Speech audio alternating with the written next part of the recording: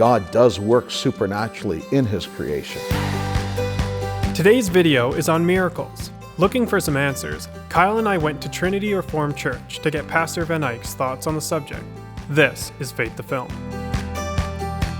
A miracle occurs when the natural operation of the forces of nature is suspended, and then there's a supernatural intervening force which acts according to its own laws and produces its own effects, all as part of God's sovereign design. How do people use the word miracle? People use the word miracle quite loosely.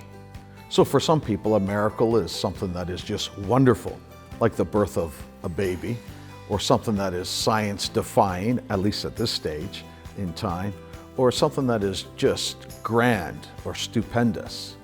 Now, these are common uses of the word miracle, but I think we recognize that those events, those common events that are really quite remarkable and give glory to God, are different than, say, regeneration, or the virgin birth of the Lord Jesus, or even Jesus raising Lazarus from the dead.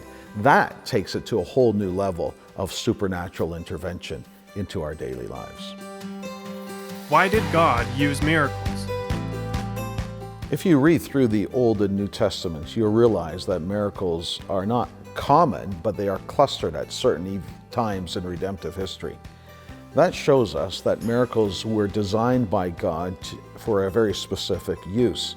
They are called in Hebrews 2 verse 4, signs and wonders and various miracles, and they were used by God to authenticate both the messenger and the message that the messenger was bringing as coming from God and therefore deserving of acceptance. Does God still do miracles today? I think it's probably most helpful to limit the use of the term miracle to its purpose in the Old and New Testament, which was to authenticate the message and the messenger as coming from God. And since we believe that God's revelation in the Scriptures has been completed with the apostolic age and its closing, we would probably be safest to say that in that sense, God doesn't do miracles today.